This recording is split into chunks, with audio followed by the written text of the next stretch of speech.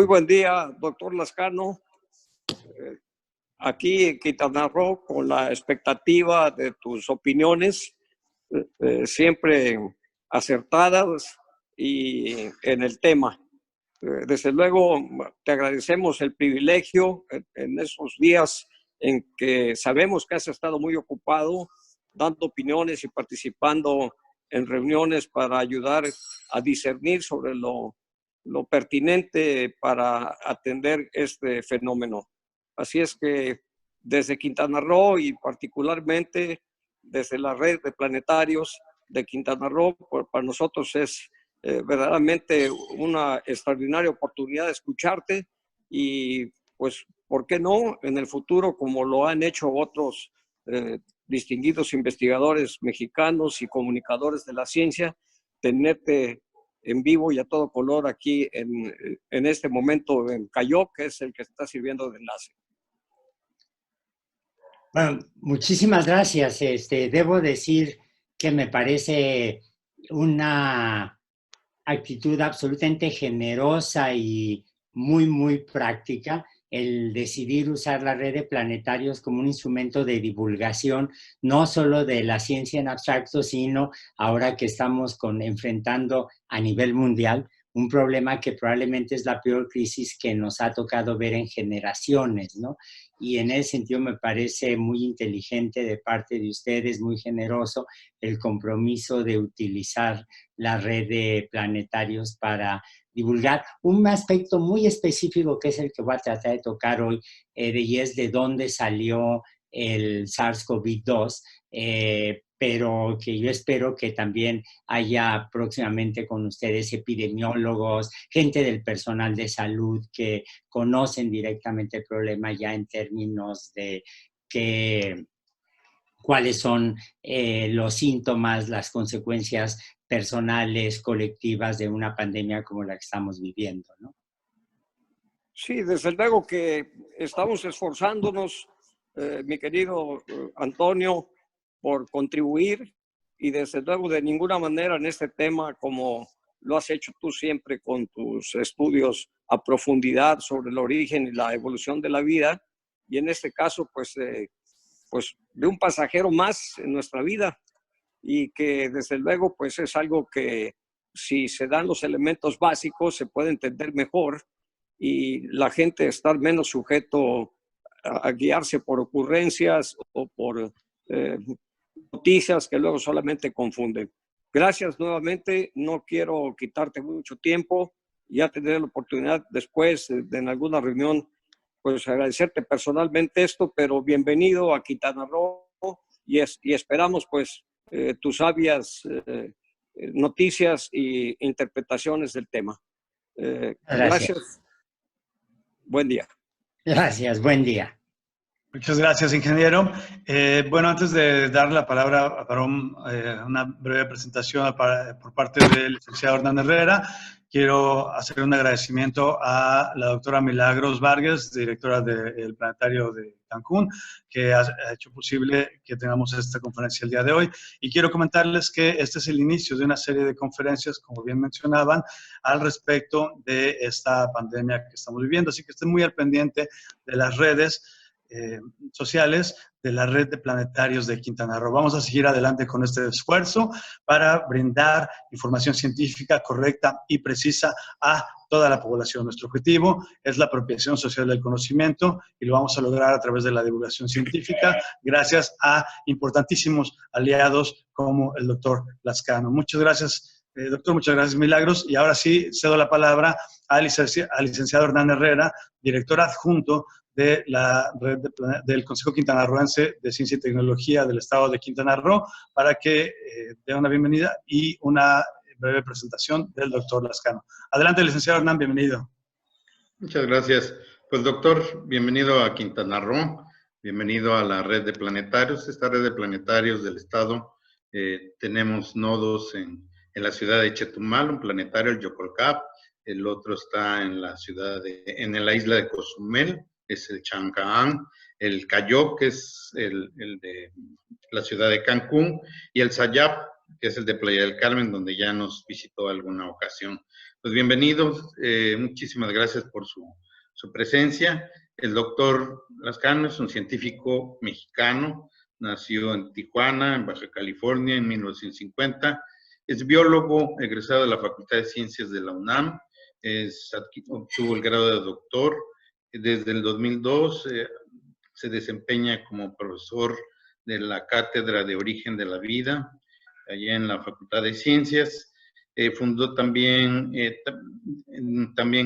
ha trabajado como profesor residente y científico visitante en Francia, en la Universidad de Orsay, en el Instituto Pasteur, en España, en las universidades de Alicante, la Autónoma de Madrid, la de Valencia, en Cuba, en la Universidad de La Habana, en la Universidad de Roma en Italia, Suiza, en el Centrum de Zurich, en el Instituto Bach en Rusia y de Bioquímica en Moscú, en los Estados Unidos en la Universidad de California, en San Diego y la Universidad de Houston.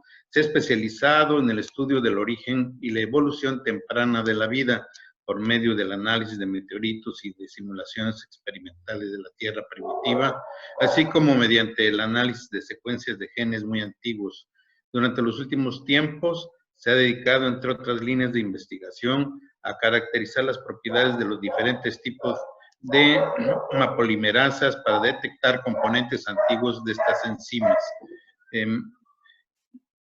Dirige en forma honoraria el Centro Lynn Margulis de Biología Evolutiva en las Islas Galápagos. Es autor de más de 150 trabajos de investigación publicados en revistas con arbitraje internacional, alrededor de 70 artículos de divulgación científica, y es autor o coautor de 16 libros especializados, y en fin, una gran producción científica. Tenemos a uno de los mejores científicos en nuestro país. Bienvenido, doctor, a Quintana Roo y a esta red de planetarios. Es todo suyo el escenario. Muchísimas gracias, son muy generosos. A ver, la primera pregunta que se podría hacer la gente que nos escucha es por qué alguien que ha trabajado con meteoritos o en origen de la vida puede hablar de un virus y de un virus que está causando una pandemia. Y lo primero que quisiera decir, si me lo permiten, es que tradicionalmente, como se ve del lado izquierdo de la pantalla, hemos tratado de explicar el origen de la vida usando una teoría que el profesor Oparin, que tuvo el doctorado honoris causa de la UNAM, que nos visitó en 3 ocasiones, propuso. Y la idea que él tenía era juntar la bioquímica, la biología evolutiva, la biología celular de su época con la astronomía.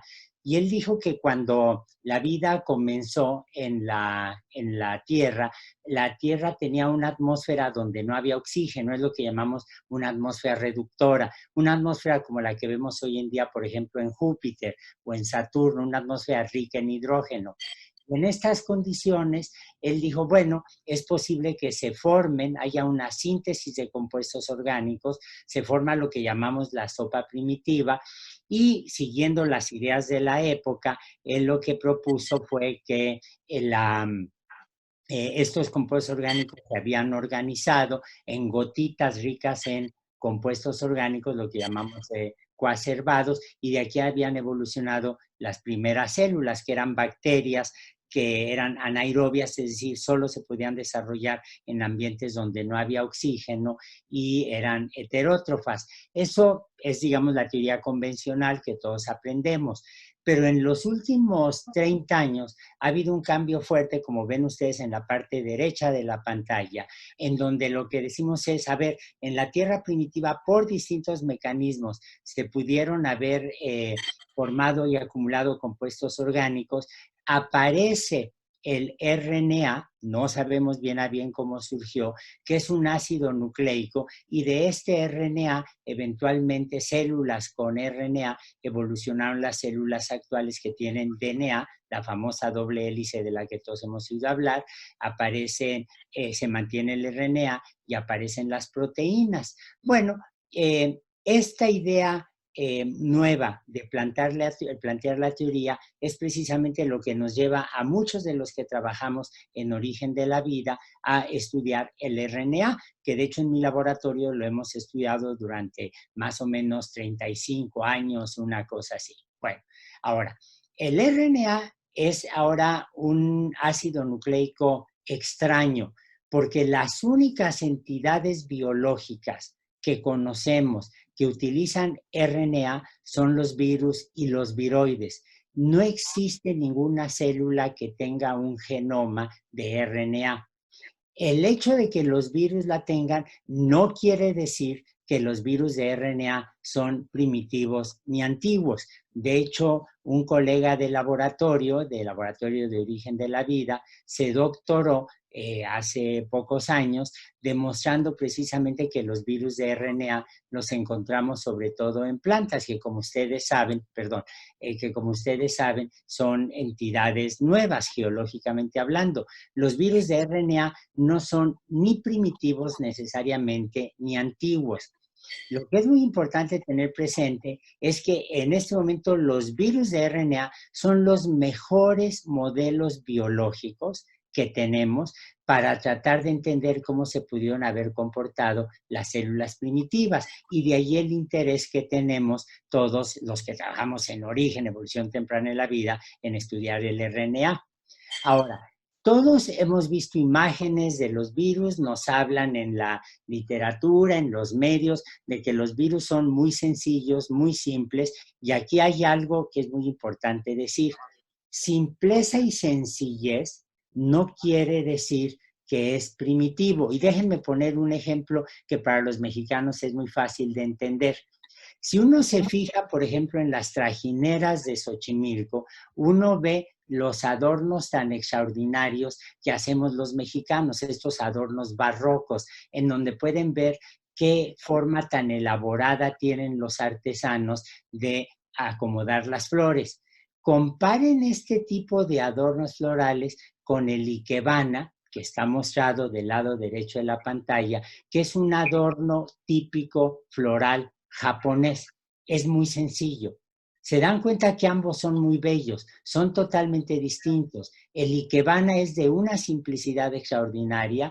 Los adornos de los mexicanos en las portadas de las iglesias, en las coronas de flores que se llevan a los funerales, en las trajineras de Xochimilco, son extraordinariamente elaboradas. Eso no quiere decir que los adornos florales de los mexicanos desciendan de el ikebana japonés, ni que el ikebana japonés sea una versión simplificada de los adornos barrocos florales mexicanos. Son simplemente dos tácticas, dos estrategias estéticas que tienen orígenes distintos. De igual manera, cuando nosotros vemos un virus, a pesar de su simplicidad, no estamos viendo algo que sea antiguo o que sea primitivo, o de donde descienden las células actuales. Simplemente estamos viendo algo que en el curso de la evolución siguió una forma distinta, una estrategia distinta. Ahora, hay muchos mitos sobre los virus. Lo primero que hay que decir que a pesar de la pésima reputación que tienen los virus, a pesar de su simplicidad estructural y funcional, la mayoría de los virus no son patógenos. La mayor parte de los virus no son patógenos. No podemos decir si es el 98%, el 97%, el 92%, porque no conocemos todos los virus que hay en la biosfera, pero claramente no todos son patógenos. Luego, el otro punto importante es que hay virus en todos los reinos biológicos, absolutamente todos, en las plantas, en los hongos, en las bacterias, en los animales, en combinaciones de reinos como por ejemplo los líquenes, donde tenemos algas y hongos, o cianobacterias y hongos, y finalmente, déjenme insistir en este punto, que los virus ni fueron los primeros seres vivos ni son primitivos, aunque algunos de ellos claramente son muy antiguos. La otra pregunta importante que la gente se hace una y otra vez es si los virus están vivos. Bueno, los virus se replican sea, hacen copias de sí mismos, mutan, igual que puede mutar una célula, igual que puede mutar un organismo, y evolucionan. Pero este tipo de propiedades también las podemos encontrar en otros sistemas biológicos que no estén vivos. Es decir, para comprender la naturaleza de los virus, tenemos que abandonar la idea de que podemos hacer una división clara, perfectamente tajante, entre lo que está vivo y lo que es inerte. Los virus quedan en esa frontera porque se saben multiplicar. No es lo único que se sabe multiplicar. Piensen en los virus de las computadoras. Todos sabemos, todos hemos visto virus de las computadoras, y eso no significa, desde luego, que nosotros estemos atestiguando algo que está vivo. Y déjenme poner un ejemplo que es muy dramático. Los genomas de RNA pueden evolucionar con una enorme rapidez.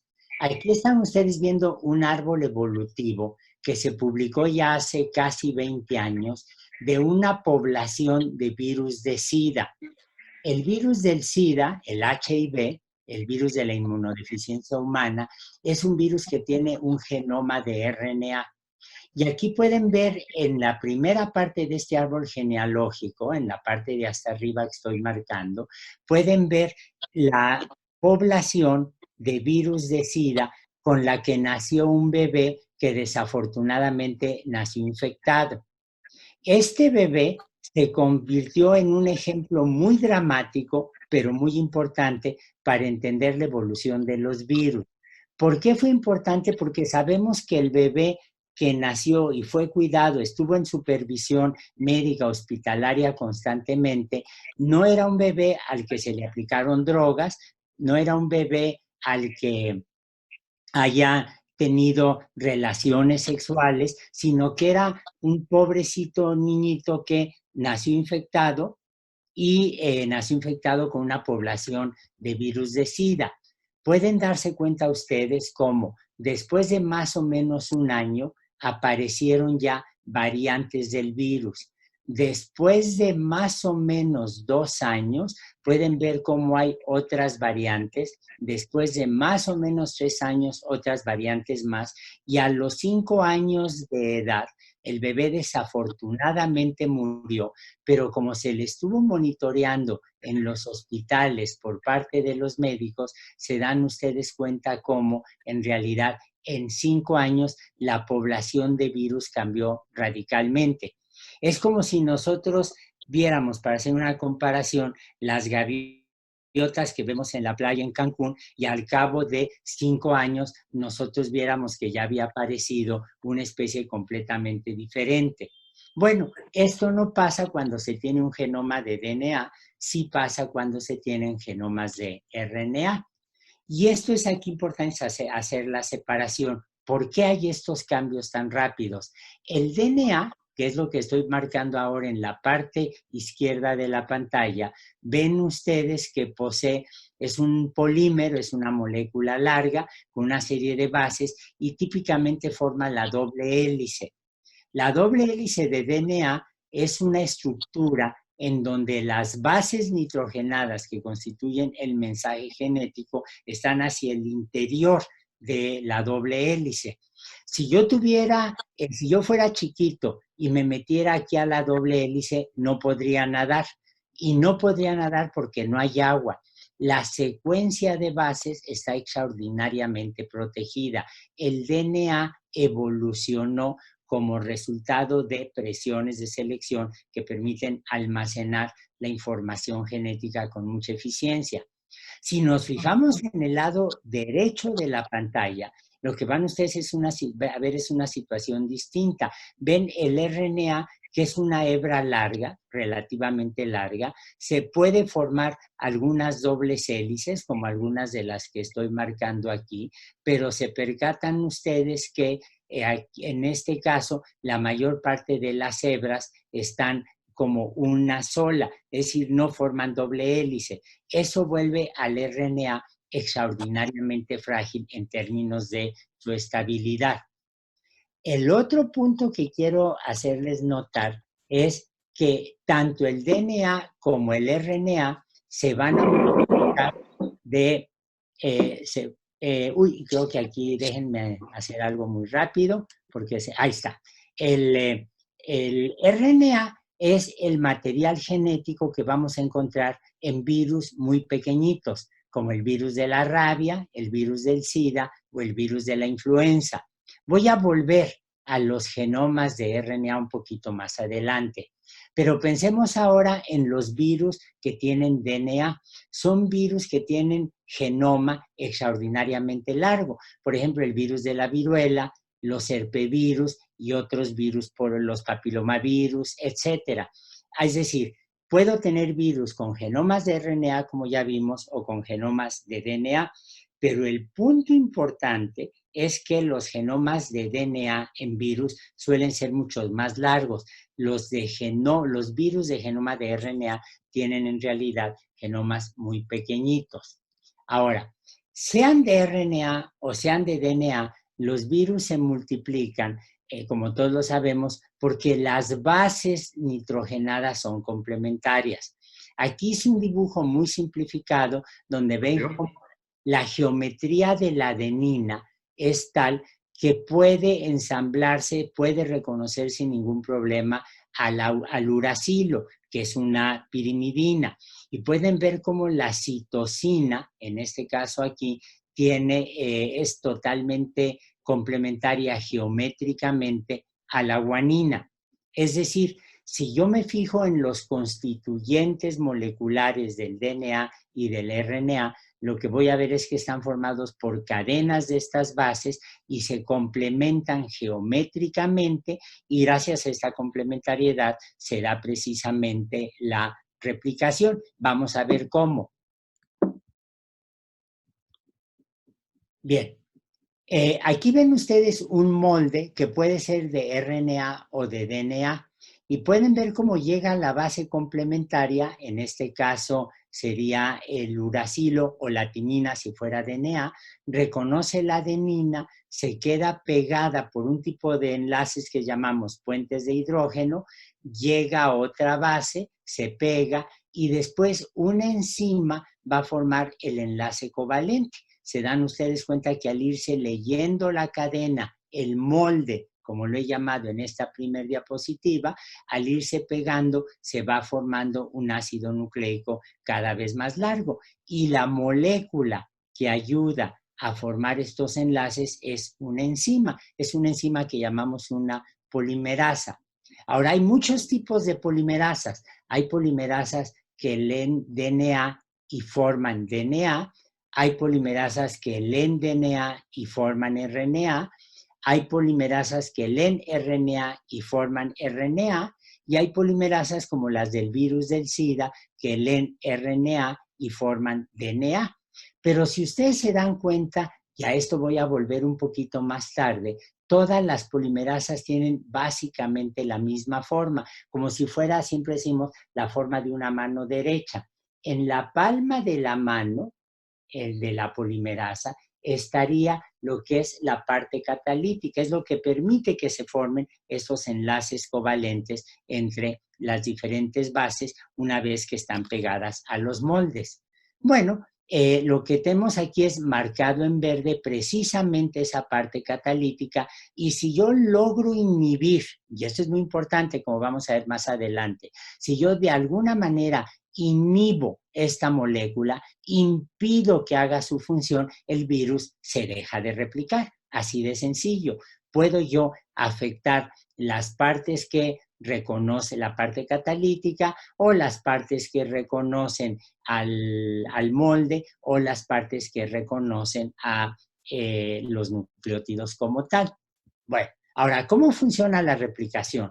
Ya vimos que tengo la cadena del ácido nucleico que se va a replicar, el RNA o DNA, llega a la polimerasa, se da la replicación, pero se dan cuenta que aquí marqué en rojo una base distinta. Tengo adenina, adenina, uracilo, uracilo, uracilo, uracilo, citosina, citosina, pero aquí tengo, en lugar de guanina, tengo una citosina.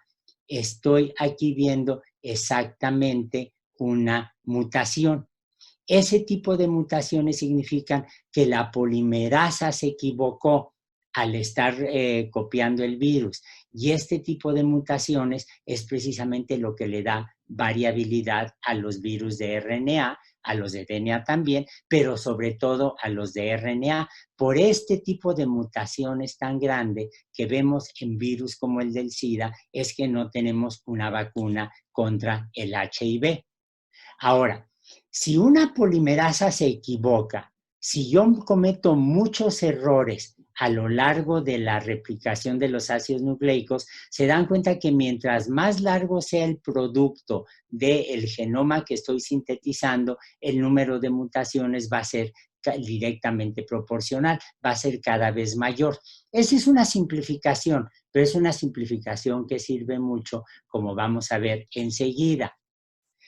Es decir, si yo me fijo en qué tan bien replica la molécula a los ácidos nucleicos, voy a ver que si son moléculas de RNA, mientras más grande sea el genoma, más pérdida de información voy a tener. Y esto es lo que llamamos el límite de Eigen, porque Eigen fue un químico muy distinguido, un premio Nobel, que había trabajado en la velocidad de reacciones químicas y de repente se dio cuenta que esta caída en la información era lo que podíamos llamar el límite como tal. ¿Cómo le hacen los virus para resolver este problema? Bueno, todos los virus de RNA se equivocan mucho, todos, excepto el virus y excepto los coronavirus, incluyendo el que ahora nos tiene viviendo esta tragedia tan brutal. Volvamos al esquema que ya volvamos al esquema que ya habíamos visto antes. Tengo el molde, llegan las bases, se acoplan, se reconocen, llega la enzima y empieza a formar los enlaces covalentes, los enlaces fosfodiésteres, y se da la replicación. Pero la polimerasa, la enzima de los coronavirus, tiene pegada una exonucleasa. ¿Qué quiere decir una exonucleasa? Nucleasa quiere decir que corta un ácido nucleico, y exo quiere decir que está cortando un ácido, una base de los extremos. Vamos a ver cómo, esto qué significa. Perdón. Como ya vimos aquí, la tasa de mutaciones de los virus de RNA es muy grande. La tasa de mutación de los virus de una sola cadena de DNA es muy grande. La tasa de mutación de organismos como los perros, los árboles, las levaduras es muy baja. La tasa de mutación de amibas, de paramecios, etcétera, es menor. La tasa de las bacterias, es mayor que la de los eucariontes, como las plantas, los animales o los hongos. La tasa de mutación de las bacterias es más o menos equivalente a la tasa de mutación de los virus de doble hélice de DNA, como por ejemplo, ya los habíamos visto, el virus de la viruela. Pero la tasa de mutación de los virus de RNA es muy alta, y esto provoca que su genoma sea muy pequeño por el límite de Eigen que acabamos de mencionar. Para ponerlo en números muy prácticos, déjenme decirles que los virus de RNA en promedio mutan 1 millón de veces más frecuentemente, con mayor rapidez, que los virus de DNA. Se dan cuenta que eso significa que hay mucha variabilidad, y si hay mucha variabilidad, evidentemente tengo problemas para encontrar una vacuna.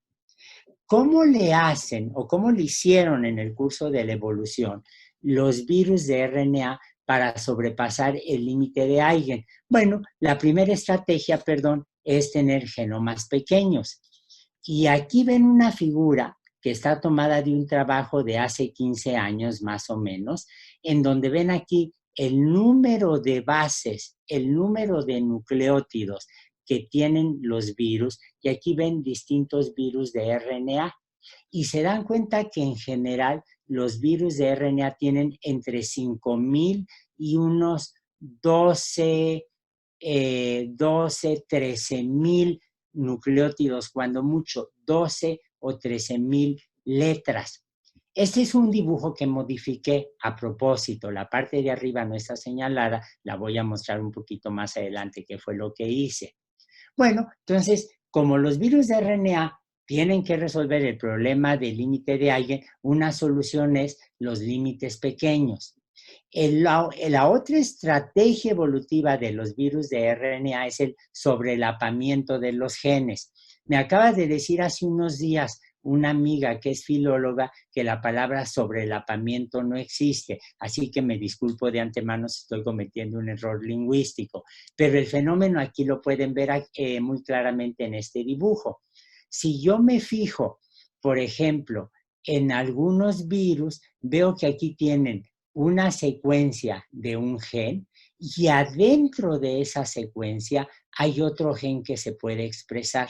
Es decir, estoy encriptando en una secuencia de un gen más pequeñito. Y de esta manera se dan cuenta que cuando el virus replica este gen, está replicando también la secuencia oculta que está allí, que se puede expresar de distinta manera. Esa es entonces la otra estrategia. El otro mecanismo, y este lo hemos vivido aquí en México, lo vivimos hace 11 años con la epidemia de influenza, son los genomas fragmentados. Como los virus de RNA no pueden tener genomas grandototes, la estrategia para codificar muchas cosas es tener genomas que estén repartidos en pedacitos. Es algo equivalente, todos lo hemos hecho, a que si no me cabe en un mensaje que estoy enviando por correo electrónico, un texto muy largo o muchas figuras, parto mi archivo en archivos más pequeños y entonces lo mando. Y esto es exactamente el caso del virus de la influenza.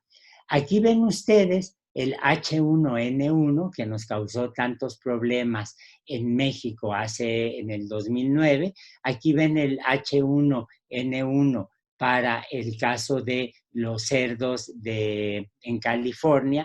Y si ustedes se dan cuenta, cada una de estas barritas representa un fragmento del genoma. El genoma del virus H1N1 está fragmentado en 8 pedacitos, pero en el genoma del cerdo en California se dan cuenta que estos dos genes o estos dos trozos del genoma fueron sustituidos por otro tipo de genes que vienen de otro tipo de virus. Es decir, lo que estamos teniendo nosotros es que son fragmentos pequeñitos que tienen otro origen. Y déjenme poner un ejemplo que todos conocemos. Por ejemplo, en México la gente puede decir, voy a mandar comprar una pizza.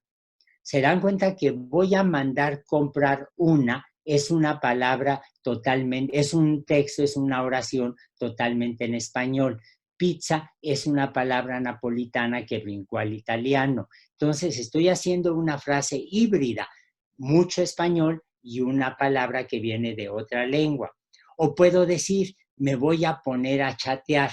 Me voy a poner a, es una frase en español, y chatear viene de chat, de conversación en inglés, lo adaptamos ya para horror de los lingüistas, de los filólogos, al español, a chatear, lo convertí en sustantivo, en un verbo, lo adapté al español y ahora la frase tiene mucho sentido, me voy a poner a chatear. Igual aquí tengo ahora un virus que tiene 2 fragmentos de su genoma que vienen de otro lado. Es decir, cuando nosotros pensamos en los virus de la influenza, lo que hay que pensar es que no son individuos definidos, sino que hay una especie de acervo de genes, como ven ustedes aquí, y estos se pueden ensamblar de distinta manera y van a dar origen a distintos virus de la influenza. Como hay muchos trocitos que se están intercambiando, eso quiere decir que la tasa de cambio de estos virus, la rapidez con la que cambian es enorme. Y al tener esta rapidez de cambio, esto tiene consecuencia sobre los humanos. Nos tenemos que vacunar cada año para una cepa distinta del virus de la influenza porque hay combinaciones distintas que van a estar llegándonos cada año. Pero en este caso, Si ya estuvimos expuestos a H1N5, pues muchos de los genes los vamos a compartir con H1N1, es decir, este virus los comparte y cuando esta epidemia nos caiga encima, no estamos ya tan indefensos, tenemos memoria inmunológica. ¿Qué pasa? ¿Cuál es la otra estrategia? Son genomas multicomponentes, que es un fenómeno absolutamente fascinante que acabamos de descubrir, se acaba de descubrir hace unos pocos años. Hay virus que unos tienen su RNA, su genoma de RNA, otros tienen otro fragmento distinto, otros tienen otros fragmentos, y lo que va a pasar es que se van a multiplicar juntando, infectando simultáneamente, por ejemplo, con una infección con un mosquito, y si el mosquito está infectado por los distintos segmentos de lo que se llama un Jigenvirus, porque fueron descritos por primera vez en China, lo que vamos a tener es que la infección va a prosperar si los distintos virus llegan y nos infectan, como si fuera un juego de Lego en donde yo aumento el tamaño de las piezas al tener distintas partículas, distintos componentes de distinto color. Entonces, esta es otra estrategia más. Finalmente, hay lo que se conoce como el secuestro de las enzimas editoras. Ya hablé de la exonucleasa, que es una enzima que corrige los errores de la polimerasa. Es algo que vemos típicamente en genomas de DNA como el de nosotros, pero los coronavirus son los únicos virus de RNA que están corrigiendo sus errores porque en el curso de su evolución secuestraron enzimas, secuestraron exonucleasas que les permiten tener genomas más grandes. ¿Cómo funciona esa exonucleasa? Bueno, aquí puse un ejemplo de una polimerasa, pero supónganse que yo tengo en verde el molde que se está leyendo, aquí tengo la polimerasa que ya mencioné, aquí vemos cómo se está copiando la información y puede ocurrir, por ejemplo, que aquí aquí ven una mutación en donde frente a la citosina puse una adenina. Estoy adicionando una base incorrecta. Aquí lo que va a ocurrir es que la exonucleasa se da cuenta, ve deformada la doble hélice que se está formando, percibe, detecta la molécula, no percibe porque no es una persona, no es un chimpancé, pero se percata, ve, observa, nota la diferencia en la geometría, corta la base equivocada y entonces se va a adicionar la base correcta. Aquí es como corrijo los errores. Este tipo de exonucleasa es lo que tienen los virus, los coronavirus.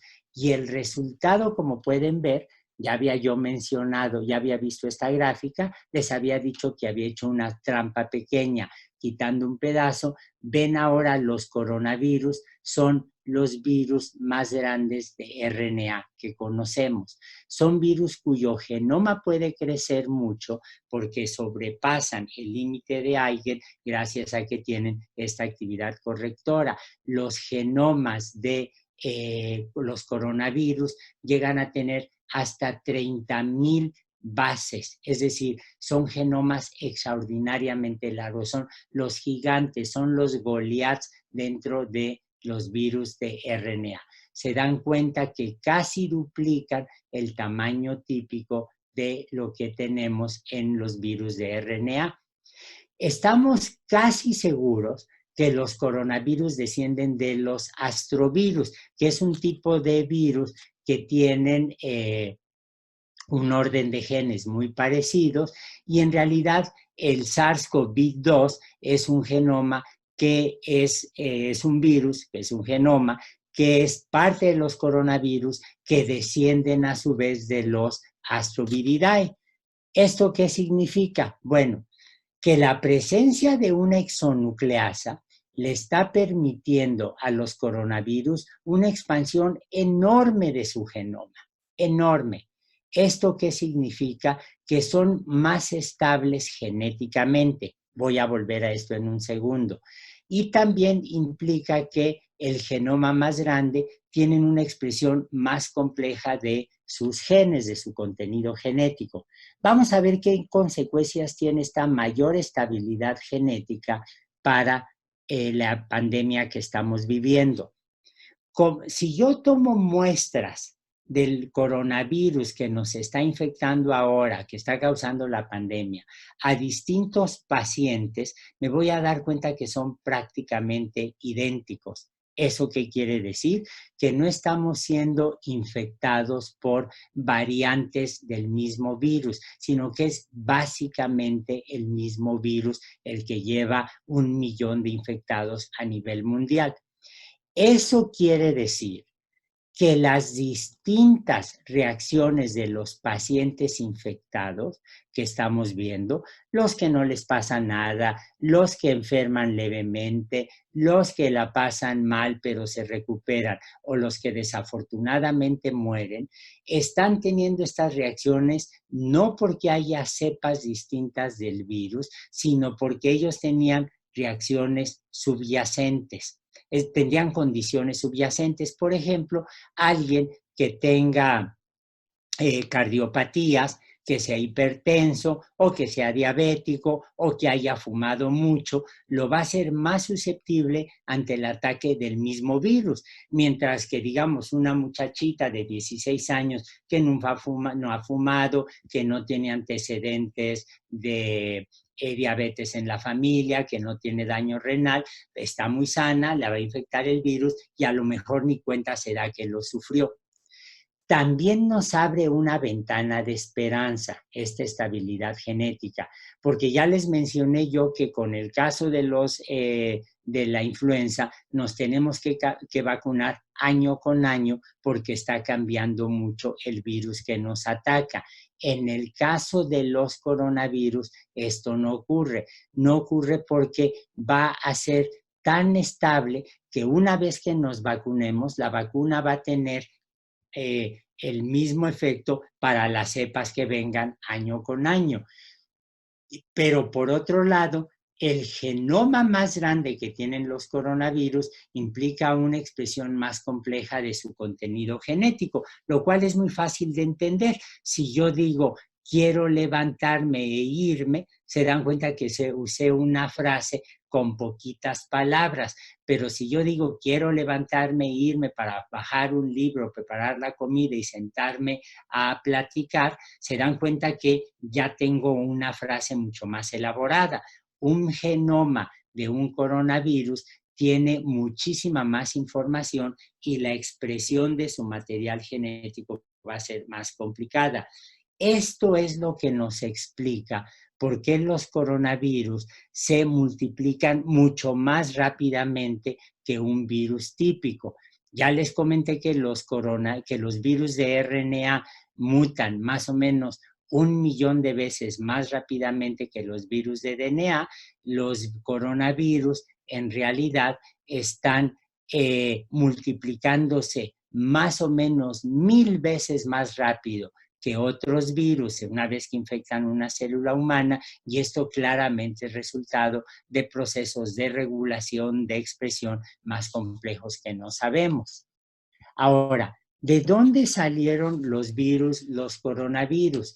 Bueno, cuando nosotros nos fijamos en sus árboles evolutivos, lo que nos damos cuenta es que claramente el coronavirus que ahora nos está afectando, el SARS-CoV-2, viene o se parece mucho de un virus que encontramos, un coronavirus que encontramos en los murciélagos y un poco menos a los que encontramos en los pangolines. ¿Cómo hacemos estas comparaciones? Bueno, es muy sencillo. Supónganse que yo quiero comparar el español con el inglés y con el alemán. En alemán se dice la palabra madre, se pronuncia como Mutter, en inglés es mother y en español es madre. Claramente mother y mutter suenan más parecidos entre sí, es decir, lo que yo voy a estar viendo hay más parecido entre los genes de los coronavirus y los del murciélago que lo que tienen con los pangolines. ¿Por qué los murciélagos no terminan en terapia intensiva como nosotros? Porque el virus los infectó hace mucho tiempo. Tal vez, no es muy claro esto, aquí lo tienen que tomar esta parte con muchas reservas, tal vez porque brincó de pangolines a murciélagos, tal vez, en modo alguno es seguro, pero aquí evolucionó durante tanto tiempo que se llevó a una especie de coexistencia, de coevolución, en donde los virus, los coronavirus, no van a matar rápidamente a los murciélagos porque entonces se acabarían a sí mismos. En cambio, al brincar a nuestra especie, lo que tenemos es un virus con el que nos estamos encontrando por primera vez. Y como nos encontramos por primera vez con él, ni el virus tiene experiencia de multiplicarse en nosotros, ni nosotros tenemos experiencia de cómo resistir al virus. Y el resultado son estos daños brutales que están causando muerte, enfermedad, desolación desde el punto de vista médico y una serie de consecuencias a nivel social, económico, político, absolutamente brutales. Como pueden ver aquí, cuando uno hace una genealogía, igual que cuando te dicen, sacaste las orejas de tu abuelo o bisabuelo, sacaste el lunar de tu bisabuela, etcétera, lo que estamos haciendo es una genealogía de los virus y se dan cuenta que en la primer cepa, esto se publicó a principios de marzo de este año, los virus mexicanos caen perfectamente bien dentro de otros virus, otros coronavirus, y no hay nada misterioso. Podemos entender exactamente cómo están relacionados todos los coronavirus entre sí. Esto ustedes se preguntarían, y con esto termino las figuras. Si quieren, ahora podemos regresar a ellas si hay alguna duda, pero ustedes se preguntarían de manera natural, ¿y para qué, de qué me sirve esta información? Bueno, seguramente han oído hablar que en Alemania se hicieron multitud de pruebas, estamos hablando de miles y miles de pruebas para saber quién estaba infectado. A un biólogo molecular alemán, Urs Lanz, se le ocurrió cuando vio que había una epidemia nueva en China, rápidamente dijo, tiene que ser de coronavirus, comparó las secuencias de distintos coronavirus, se dio cuenta qué palabras, qué letras estaban conservadas y con eso hizo una prueba basada en biología molecular que permite ahora hacer ensayos rapidísimos a precios realmente baratos. Ellos, hacer una prueba para saber si una persona está infectada o no con el nuevo virus, les cuesta más o menos 40 pesos mexicanos. ¿Para qué me sirve hacer esta comparación? Porque me doy cuenta qué partes del genoma viral están conservados y entonces dirijo una vacuna o los utilizo como blanco en contra de ellos. ¿Para qué me sirve tener la estructura de las polimerasas? Bueno, si yo conozco cuáles son las polimerasas, qué partes son las que se van a afectar, evidentemente los sitios activos, evidentemente puedo diseñar una molécula que las ataque y en eso se están basando esencialmente muchas de las propuestas que hay ahora para inhibir al virus y de esta manera salvar a la gente. Hay otras que están desarrollando con un enorme ingenio los médicos, pero finalmente aquí lo que vemos es un esfuerzo colectivo extraordinario, como nunca se había visto en la historia de la humanidad, para tratar de enfrentar al peor enemigo que hemos tenido en varias generaciones. Y esto es básicamente lo que yo les quería decir.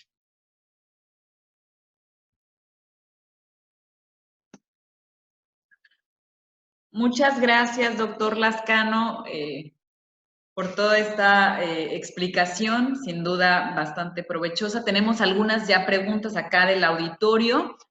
Procedo a la lectura aquí del Planetario de Cancún. La bióloga Patricia Santos pregunta, ¿qué tiene de diferente la evolución de este virus a la evolución de otros, ya sea de la misma familia u otra? Bueno, a Patti la conozco perfectamente bien y me alegra y no me sorprende que haya sido la primera en preguntar porque siempre fue así cuando estábamos juntos en la facultad. ¿Qué tiene de diferente? Que muta con menos rapidez que otros virus de RNA. Y que, como ya vimos, tiene un genoma muy grande, lo cual le permite codificar para más funciones, por una parte, pero por otra parte, allí también está una de las debilidades del virus. Es más estable y podemos desarrollar estrategias para atender a eso, ¿no? ¿Qué hubo, Pati? Perfecto. La que sigue dice, ¿qué opinas sobre la transfusión de plasma de un paciente que ya tuvo COVID para adquirir autoinmunidad? Bueno, es una estrategia que es muy vieja. Ya se usó en la pandemia de la influenza de 1918, hace 100 años más o menos, solo que los datos de la época no son muy precisos, no los podemos analizar con cuidado. Yo esto se los estoy dando como una referencia secundaria, nunca he visto los datos originales, pero la idea es muy básica, es muy sencilla, básica y muy buena. Si a mí me infecta un virus, yo genero anticuerpos contra ese virus. Si me infecta cualquier agente patógeno, voy a generar anticuerpos. Bueno, cuando ese virus entre a mi cuerpo, genero anticuerpos y si yo sobrevivo a la infección, mis anticuerpos, eso quiere decir que mis anticuerpos lograron detener la infección. Ahora podemos separar el plasma sin ninguna dificultad. Tenemos métodos muy refinados que permiten tener plasma que no tenga otros patógenos, que no tenga otros virus, y con mucha generosidad fue de hecho a un paciente italiano que se le ocurrió decir, usen mi plasma para defender a gente que esté en situación de salud muy complicada, y está funcionando ya los experimentos como tales, ¿no? Perfecto. Otra pregunta, nos pregunta Vladimir Pérez, si hablamos de memoria inmunológica, ¿existen modelos que permitan predecir si es pertinente pensar en una inmunidad general de manera natural en la población? Bueno, todos tenemos anticuerpos y el sistema inmunológico es absolutamente fascinante por la rapidez con la que se hacen ensayos en el interior de nuestro cuerpo. Hay multitud de combinaciones que ocurren que nos permiten reconocer un cuerpo extraño y rápidamente desarrollar desarrollar defensas de anticuerpos contra ese agente invasor. Pero todos tenemos ese potencial, pero no todos tenemos los mismos anticuerpos. Ok, perfecto. Alejandro Bravo pregunta, ¿es cierto que los vacunados contra tuberculosis somos menos propensos a contraer coronavirus? Bueno, él rápidamente se colocó entre el grupo que está un poquito más a salvo. Sí. A ver, los coronavirus afectan el sistema respiratorio, no solo de los humanos, de muchos otros animales. Mientras más sano esté, pues estoy usando un término que a mis amigos neumólogos seguramente horrorizaría, pero mientras en mejores condiciones esté nuestro sistema respiratorio, mejor resistimos una infección. Por ejemplo, a los asmáticos no les va muy bien, tienen que tener medicamentos al respecto. La gente que fuma no les va muy bien, ahora está claramente reconocido como un factor de riesgo, y la tuberculosis afecta el aparato respiratorio. Acuérdense de la Traviata, de la ópera esa famosa, en donde Violeta Valeri está enferma de tuberculosis, se la pasa tosiendo y llenando de sangre todo el escenario y a todos los actores, cantantes, hasta que finalmente se muere, ¿no? Claro. Y tenemos ya esta última pregunta. Dice, según dos datos publicados por el MIT Review y la OMS, el 95% de los contagios sucedieron entre -5 grados y 10 grados centígrados. Y el 95% de los muertos en Europa era mayor de 60 años. Bajo este contexto, ¿tiene algún sentido el mecanismo de aislamiento generalizado? ¿No hubiera sido más sabias otras medidas como el aislamiento selectivo y permitir que toda la comunidad se contagie o inmunice, bloqueando así la posibilidad al virus de contagiar de nuevo más adelante? A ver, esta es una estrategia que se siguió en Inglaterra y estaba basada en un modelo que los mismos ingleses se dieron cuenta que era muy complicado y que era muy riesgoso. Lo primero que hay que decir es que sí, lo ideal sería que todos nos contagiáramos y que a nadie tuviera consecuencias graves. El problema es que, si ustedes recuerdan, hace un mes se estaba diciendo que la gente joven estaba en menos riesgo. Como es un patógeno nuevo, estamos aprendiendo. Como es una enfermedad nueva, estamos aprendiendo. En realidad, ahora ya que tenemos mejores estadísticas, hace unos días se publicó un análisis de 7,000 casos en Estados Unidos. Más o menos el 20% de las personas que están hospitalizadas son precisamente gente entre los 20 y los 40 años de edad. Entonces, aquí hay un mito de que no, los jóvenes no se van a infectar. No, los jóvenes también se pueden infectar y también los jóvenes se pueden infectar, pueden ser excelentes agentes transmisores del virus, y también pueden enfermar y también pueden morir de la infección. Es decir, lo que uno tiene que evitar hasta que no tengamos combinaciones de fármacos que nos alivien de la infección o vacunas, cosa que va a tardar cuando menos un año, lo que uno tiene que hacer es evitar la infección. Eso en primer lugar. ¿Está variando el criterio? Sí, porque estamos profundizando en el conocimiento del patógeno y las consecuencias de la infección, por un lado. Por otro lado, es cierto que la gente que tiene más edad tienen un fenómeno cuya naturaleza no podría yo explicar, no sé, no soy inmunólogo, que es el fenómeno que llaman senescencia inmunológica, como envejecimiento del aparato del sistema inmunitario de cada uno de nosotros. Y es algo que, bueno, hay que tomar en cuenta y saber vivir con ello, ¿no? Claro. Y abusando de la confianza, alguien aquí del equipo de CAYOC, Rocío Mendoza, nos dice, si bien la vacuna va a llevar tiempo para que salga al mercado y llegue a la sociedad, ¿cuáles son los retos de la academia e industria que se enfrentaría en México? Bueno, el primer reto de la academia es que nos hagan caso el gobierno. Teóricamente el CONACYT debería haber convocado a todos los investigadores, debería haber dado recursos, debería haber dado la infraestructura administrativa, material, etcétera, para que se formaran grupos de trabajo. Eso ya ocurrió en el pasado. Hubo un desbordamiento brutal del río Sonora hace unos pocos años en la administración anterior, y lo que hizo el CONACYT de inmediato fue convocar a sus investigadores, dar recursos y decir, aquí está el recurso, ayudemos con lo que sabemos a resolver el problema. Aquí yo creo que el principal problema que tuvimos es que nos tuvimos que organizar por nuestra cuenta, y lo estamos haciendo muy bien. Si el CONACYT ahora quiere intervenir más allá de la propaganda que se hacen los directivos, incluyendo la propia directora, la gente de difusión, de planeación, etcétera, el CONACYT, que se acerquen a la gente de Prociencia, que se acerquen a los investigadores, y con mucho gusto les decimos qué es lo que pueden hacer para ayudar. De algo han de servir, claramente.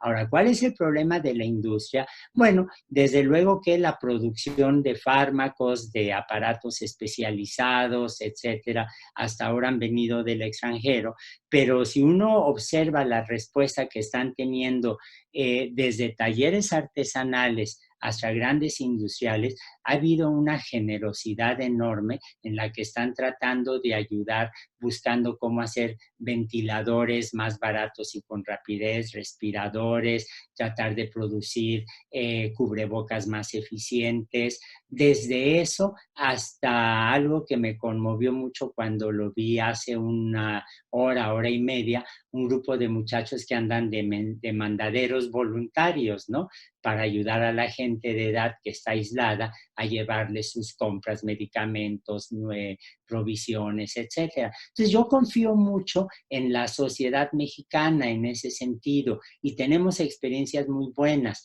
En el temblor de 1985 el gobierno no supo qué hacer.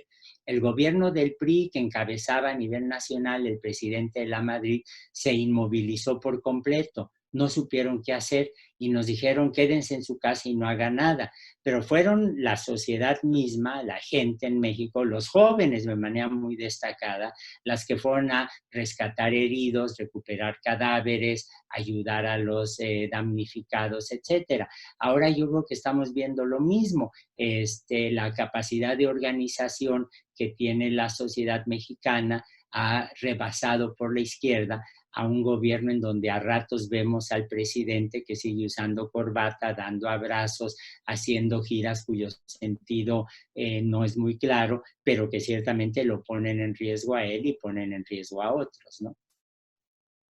Gracias, doctor. Y ahora sí, ya la última dice, ¿por qué los azúcares les gustan tanto al virus? ¿Qué pasa con los diabéticos? Esta pregunta nos la hace Luz del Planetario Sayap.